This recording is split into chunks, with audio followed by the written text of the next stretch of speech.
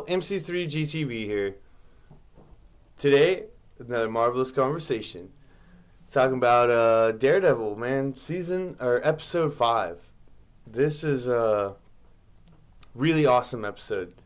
To me, this is one of those that you can close your eyes and see the whole episode in a comic book panel. And it's a story that you don't need anything else. I understand why they released this episode with episode 6 also.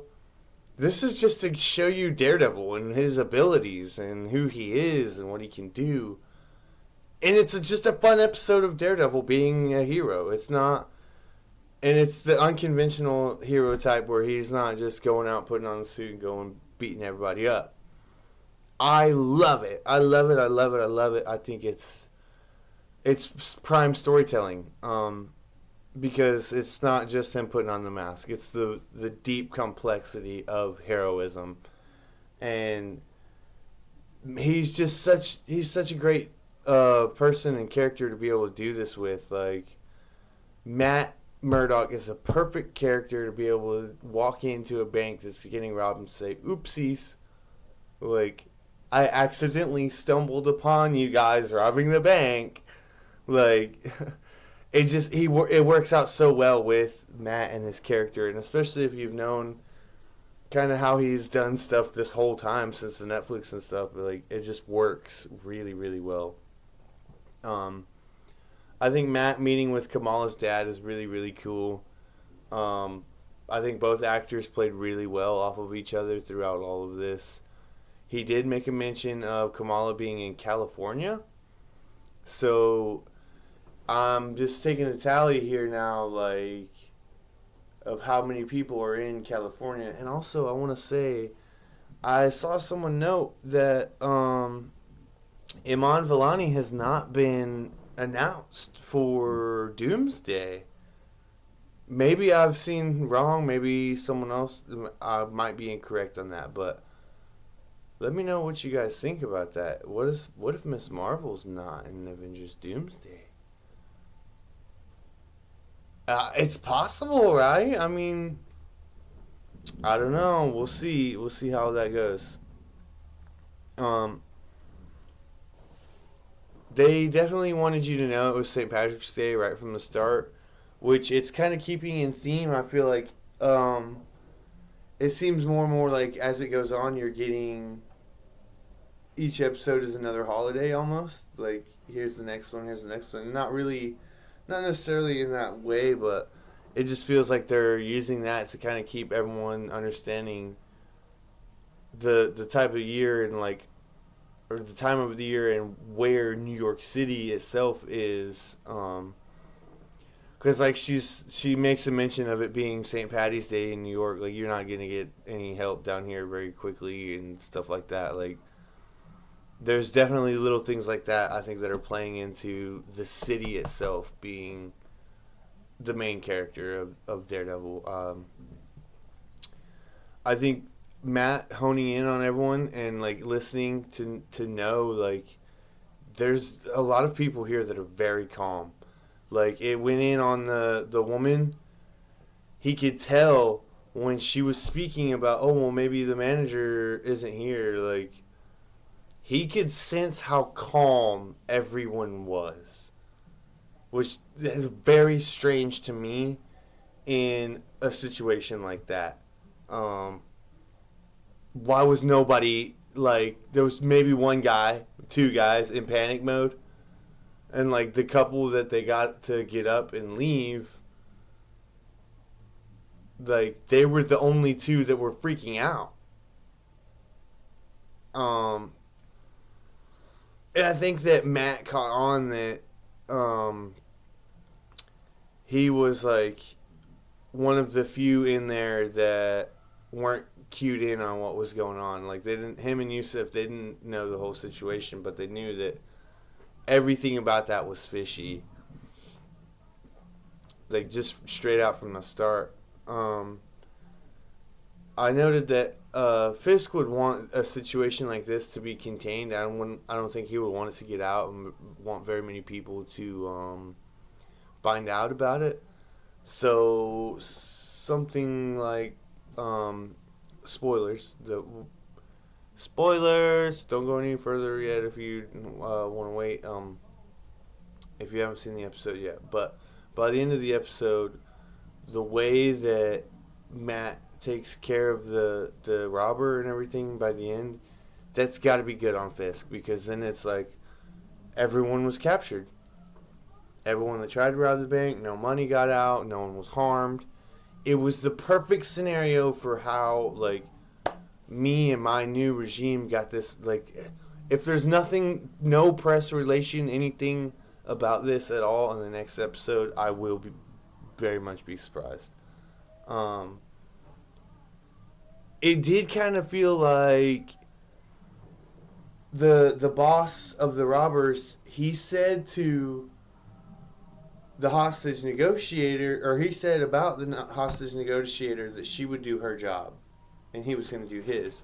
So I think there was something, they knew something. I don't know. She just didn't feel right to me. And she felt extra suspicious when the SWAT guy was like, I'm going in. I don't care. I'm not waiting for you to get what, like, no. And it just made it feel weird to me. I don't know. I do like that you see these little cues in Yusuf that he's picking up. There's something about this guy, this Matt Murdock guy. He's not just your average New Yorker. And I think that even Yusuf was like, is he really blind? I think he was really questioning that at one point. Especially when they started getting down into the vault room like that, when Matt first saves him, I think he was really like, there's no way this guy's blind. No way possible. I think it's really cool. It says a lot about Matt that he openly said who he was to everyone that was there, because he didn't know how it was going to turn out. And in a situation where he feels like it could ultimately be the end of some people, even himself included, he's more than willing to out himself and say, like, yeah, I'm this blind lawyer that can kick butt. Like, he was really reserving it, but he knew that he could have at any moment blown the charade and let everyone there know, like, he is just gonna whoop these dudes. I think that says a lot about Matt, that it's not about himself, really. Like, he would have gone and given ultimately everything, and still he told that guy his name. And I think that's going to be kind of something that comes back to him. I say this because Matt's not a killer. He hurt that guy very badly. Very, very, very badly. That man, the Irish guy, is not the only person that Matt Murdock, the lawyer, this blind lawyer dude, has beaten the snot out of recently. Let's not forget, Matt beat the dog snot out of those two cops. Blind lawyer, beating people up. And I know now it's like, it's so many people, the judge is going to be like, y'all are kidding right now. This blind lawyer beat the crap out of you guys. Really? No way. It's a hard to believe scenario, honestly. It really is. One of my favorite parts of the episode is Charlie Cox doing that Irish accent to pretend to be one of the guards and say he had to motivate the assistant manager of the bank. Like, that was awesome. It was so good, and like, really, that whole scene right there, that little bit of tension between him and Yusuf, like, they played that spot perfect. Like, it almost felt like improv. Really, really good stuff. Matt Murdock being a friggin' safecracker has to be one of the coolest things ever. Like, this guy's the ultimate criminal. He could do so many things and be such a bad person and get away with so many things because he's blind. Legitimately blind. Like, that's proven. Like, she did the thing with the thing and his eyes didn't move. Like, he's friggin' blind. There's no denying that. So he could get away with a lot of things if he really wanted to. It's just incredible. Incredible. He's a really, really good lawyer, like he says. Uh that whole scene had me popping for that, because that was just really, really cool. I'm highly interested to know more about this situation with this boss. I had started to think at one point in this that it may not have been necessarily about the robbery itself. Like, maybe it was all a distraction and they weren't necessarily trying to steal anything. Um, in some ways, that's what it felt like. I think that the reveal that we got was pretty cool, though. I'm curious to know what that little jewel was exactly. Where, like, literally nothing was said about it. It's just a cool jewel that looks like a butterscotch. Like, I don't know. I thought that was really cool, though. Really, really awesome that they had that little detail. The way Matt was talking, it really, I feel like he alluded that his mom passed away at some point, between the last time we saw him and this point. Which is just really, really sad. Um, so I don't remember seeing her die. Did she die in the... She probably died at the end of the season 3, huh? I totally just forgot about it. I swear, if that's what happened, I'm so sorry. I haven't seen season 3 again in a while, but I'll be rewatching it again with my wife because she wants to catch up. But I feel like she wasn't dead at the end of season 3. If she was, I'm so sorry. I haven't seen it in a bit, like I said. That is really funny, though. Just the way he was talking, though, he seems sad about it, for sure. Um, I think Matt really wanted to. He didn't want to tell the cops, like, hey, that guy is this criminal. Go over here and catch him. He really wanted to let this dude get away. It kind of felt like to me.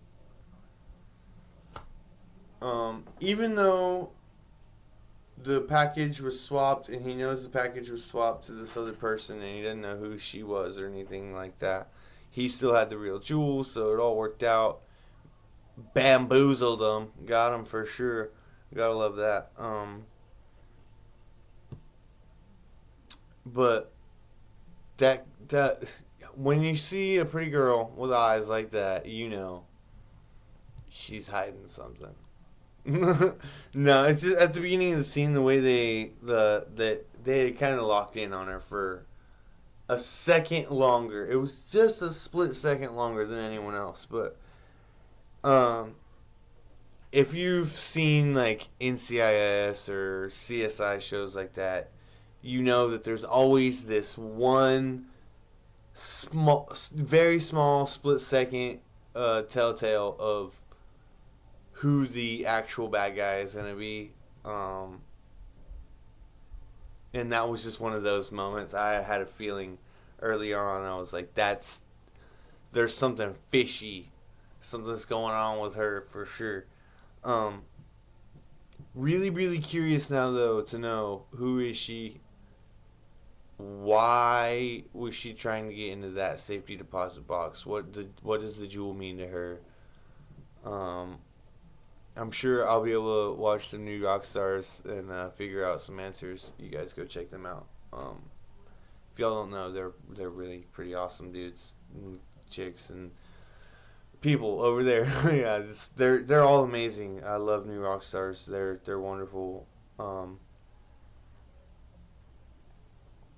when Matt was chasing after the guy out after he got the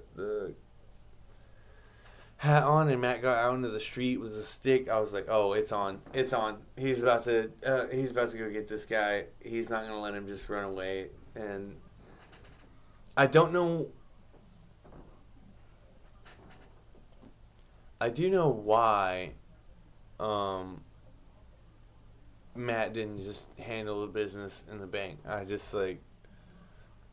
I'm curious because it didn't show if Matt turned him over immediately or if Matt drug him away somewhere. Like, who knows? I don't know. I feel like Matt's going to come up with a crazy story about how he stopped him. Homeboy was trying to run away and he tripped and he's like, oh, yeah, yeah. Really, really good stuff, though. That whole fight. Wow. The fight in the stairs, too, where he had to go and catch the shotgun. Like, there's little tiny details in these fights that, like, when I go back and watch it again, which I certainly will at some point,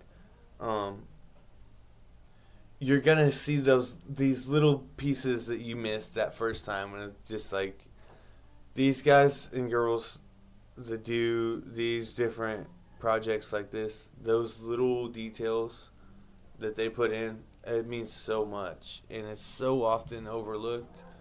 And it's the same in video games too. Like they don't get enough credit. I can't harp on it enough about how well those scenes are put together. Like the breaking of the glass into that guy's face. Like every small detail of that had to be done. Like, and it all just hits, and you feel every bit of it. And when he breaks his leg, oh my gosh. I was watching that and everyone was still asleep here at the house, and I'm like, oh my, what am I about to? I want to scream right now myself. That it's just like he's just raged out on that guy, and it begs the question: where's Matt going? Like, is he really falling back off the deep end? Where is this leading to? I'm super curious. I know Muse is supposed to be in the next episode. Because unfortunately, I've seen some stuff already a little bit. But you know, it is what it is. I think that it's gonna be awesome. We're very much looking forward to it here. I think the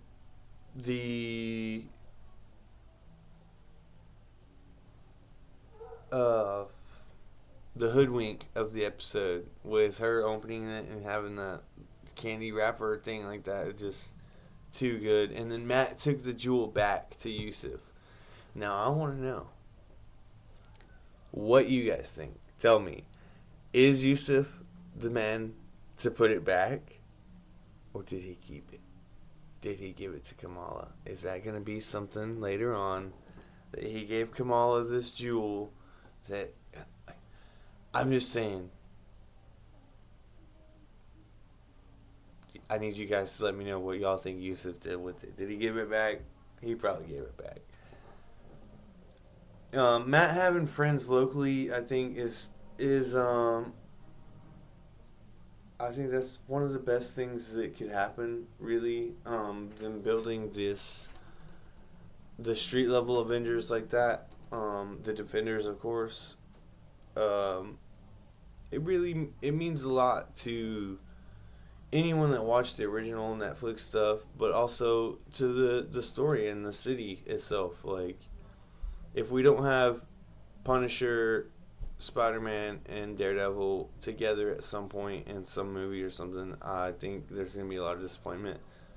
Because there's a lot of reason to have something like that. You don't have to go out into the cosmos and have all of the universe at stake all the time.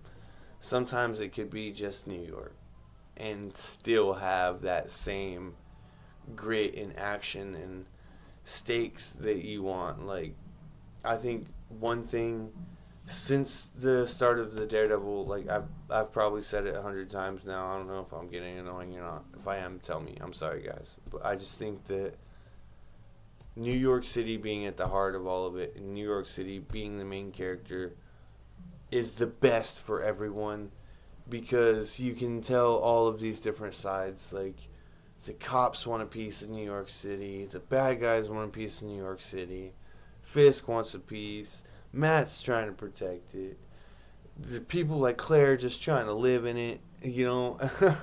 And then you got other superheroes. I'm really, really, really hoping that we see Luke Cage sometime very soon. We've got 4 episodes left. Please let us have some Luke Cage and Jessica Jones. I don't think that we'll see Iron Fist. I hope, honestly, I do hope. I am one of the people that I think Iron Fist was one of those that the potential just kept ramping up, and I think people did too much to criticize it when it wasn't as bad as they say. There were some things maybe have been questionable, but as someone that didn't know Iron Fist from the comics or anything like that, I enjoyed it. I thought it was pretty good. I know people just had to say what they had to say, but I didn't dislike it at all. And I think that having all of these people and these characters intertwining with Yusuf and Punisher and Daredevil and all these, like, around New York, and like you said, Ellis Island was mentioned. Just that whole beautiful story of this is home. This is our place where people come and mingle and live together happily, and there's people that will fight and die for it, for the good or for the bad, and that's such a awesome story that they can continue to tell over and over, and I think they're doing it really well right now. I'm extremely excited to know what comes next with Fisk, Vanessa, and all this, because we got none of them this episode. So I think I don't think the next one will be as Matt heavy, but I could be wrong. I don't know. Maybe they've done it like this on purpose to because of the restructuring of everything. I don't know. But also, I want to see where Frank Castle's going to be at next. I want to see who he takes out. Because he now knows these cops are using his name. I'm willing to bet the next episode might start with Frank. I don't know. We'll see. You guys, thank y'all so much for joining me in this marvelous conversations. Let me know what y'all think. Please, please, please feel free to share. Join the conversation. Give me something to rebuttal. Give me something to have for the next video. Thank you guys so much. I love y'all. Y'all have a wonderful, wonderful day. Take care of yourselves. Take it easy.